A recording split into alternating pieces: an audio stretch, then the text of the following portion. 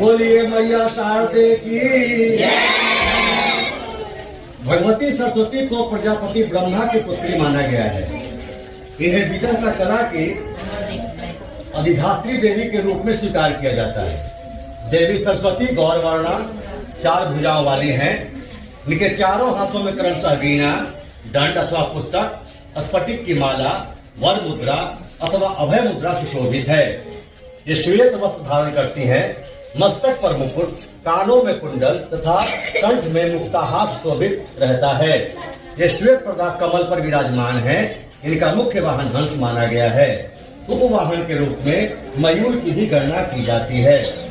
भगवती सरस्वती अनुपम सौंदर्य की देवी है। इनके नेत्र कमल के समान सुंदर हैं। फोटो पर सदैव मुस्कान विराजते हैं। अंग अंग में उज्जवल प्रकाश की किरणें जैसी फूटती रहती है। ये अपने भक्तों के मोहाधिकार को दूर कर उन्हें श्रेष्ठ विद्या एवं सद्बुद्धि प्रदान करती है। ब्रह्मा, विष्णु, शिव, इंद्र, सनकादि देवी देवता इनकी सदैव वंदना करते हैं। ये अपने सेवकों को विद्या के अतिरिक्त यश कीर्तिता संपूर्ण मनोरथ की सिद्धि भी देती हैं। बसंत पंचमी के दिन इनका जन्म बसंत पंचमी के दिन हुआ माना जाता है। अतः इसी तिथि को सरस्वती देवी की पूजा अर्चना विशेष रूप से की जाती है। विद्यार्थियों के लिए भगवती सरस्वती की उपासना से अधिक फलदायक अन्य किसी देवी देवता की उपासना नहीं है। दीपावली के दिन भी भगवती महालक्ष्मी की पूजा के साथ ही भगवती सरस्वती की भी विशेष पूजा की जाती है।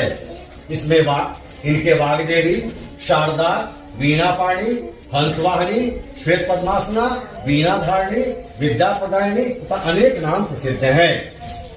महाकवि कालिदास को भगवती सरस्वती की कृपा से ही कवित्व शक्ति का ज्ञान, विद्या बुद्धि की प्राप्ति हुई थी। इस संबंध में प्रचलित कथा का सारांश इस प्रकार है, जो हम आप सब लोगों को सुनाने जा रहे हैं। ध्यान से सुनिएगा। विद्योत्तमा नाम की परम सुंदरी राजकुमारी को अपने विद्या बुद्धि पर बड़ा घमंड था। उसने यह प्रतिज्ञा कर रखी थी कि जो विद्वान उसे शास्त्रार्थ पराजित कर देगा उसी के साथ वह विवाह करेगी। उस राजकुमारी के साथ विवाह करने के लिए इच्छा से बड़े बड़े विद्वान उनके आसपास आए और सभी पराजित होकर चले गए। अंत में एक दिन कुछ विद्वानों ने आपस में मंत्रणा की, यानी आपस में सोचा कि इसे किसी तरह से इस घमंडी राजकुमारी को पराजित करना है। और सबने एक मीटिंग कर एक महामूर्ख की खोज शुरू की। अपने निश्चय अनुसार वे लोग किसी महामूर्ख की तलाश में निकले और उन्हें किसी स्थान पर एक ऐसा व्यक्ति दिखाई दिया जो पेड़ की जिस डाली पर बैठा हुआ था उसी को अपनी कुल्हाड़ी द्वारा काट रहा था। यदि वह डाली कट जाती तो उसके साथ ही वह भी नीचे गिर जाता और उसके भी प्राण चले जाते। उस व्यक्ति को महामूर्ख समझकर पंडितों ने उसे आग्रह करके पहले तो पेड़ से नीचे उतारा। रसगुल्ला देंगे, लड्डू देंगे, शादी कराएंगे। पहले तो माना नहीं कि नहीं उतरेंगे, क्या उतरेंगे। फिर कितना उतारा गया कि नहीं विवाह कराएंगे, बढ़िया सुंदर लड़की से खूब लड्डू पेड़ा खिलाएंगे। ये सब प्रलोभन दिया तो उतरा नीचे। फिर राजकुमारी का के साथ विवाह करने का लालच देकर अच्छे अच्छे कपड़े पहनाकर अपने साथ राज दरबार ले पहुंचे।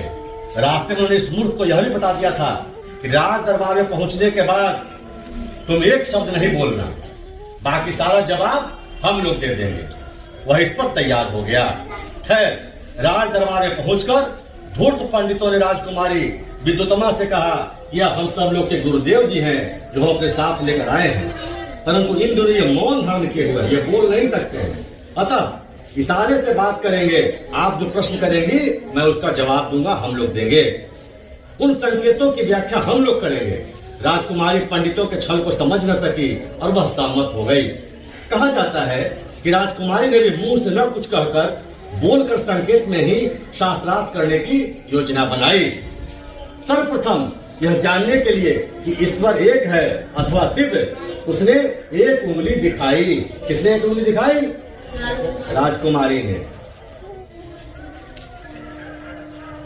कालिदास को लगा कि एक उंगली दिखाकर वह एक आंख मेरा फोड़ने का संकेत कर रही है, और उसने भी क्रुद्ध होकर अपनी दोनों उंगली उठा दी। अर्थात अगर तुम मेरी एक आंख फोड़ोगी तो मैं तुम्हारा दोनों आंख फोड़ दूंगा। परंतु शास्त्र के पंडितों ने उस संकेत की व्याख्या की कि हमारे गुरु जी कहते हैं कि ईश्वर ने स्वयं को ब्रह्म और माया इन दोनों पर विभक्त किया है। इस प्रकार राजकुमारी ने और भी अनेक संकेतात्मक प्रश्न किए था। धूर्त पंडितों ने ऐसे उत्तर दिए कि राजकुमारी को अपनी हार स्वीकार कर लेनी पड़ी। फलतः उस मूर्ख के साथ राजकुमारी विद्युतमा का विवाह हो गया। विवाह उपरांत विवाह के बाद जब ज्ञात हुआ कि वह धूर्त पंडितों ने उसके साथ छल किया है तो महामूर्ख पति को अपने घर से निकाल दिया। पत्नी द्वारा घर से निकाले जाने पर उस मूर्ख के हृदय में विवेक बुद्धि जागृत हुई। उसने विद्या प्राप्ति के लिए भगवती सरस्वती की आराधना की, जिसके फलस्वरूप कुछ समय में ही वह परम विद्वान महाकवि बनकर कालिदास के नाम से प्रसिद्ध हुआ। बहुत दिनों के बाद जब वह अपनी पत्नी विद्युतमा के पास पहुंचा तो पत्नी ने गदगद होकर कालिदास को अपने हृदय से लगा लिया। माँ भगवती की आराधना का ऐसा शुभ फल प्राप्त होता है। अतः श्री सरस्वती की महिमा समझकर प्रत्येक मानव का कर्तव्य है कि प्रतिदिन माँ सरस्वती की आराधना करे, क्योंकि बिना वाणी की आराधना के संसार में एक भी व्यक्ति का कार्य सिद्ध नहीं हो सकता है।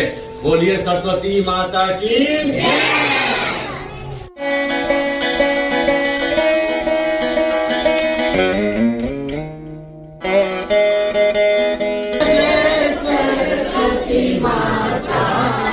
सद्गुण वैभवशाली त्रिभुवन विख्याता। जय सरस्वती माता मैया, जय सरस्वती माता। सद्गुण वैभवशाली त्रिभुवन विख्याता। जय सरस्वती माता। पाए कर में वीणा, जाए कर माला, शीश मुकुट मणि शोभे, शीश मुकुट मणि शोभे, गल मोतियन माला।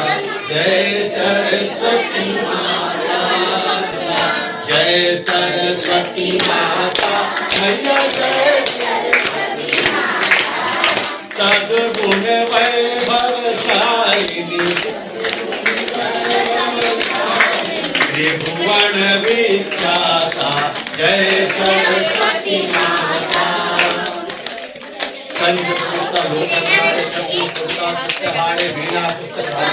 भगवती माँ देवी नमस्ते।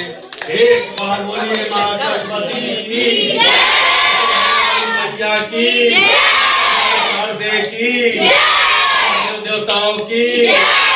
ओम नमः पार्वती पतये हर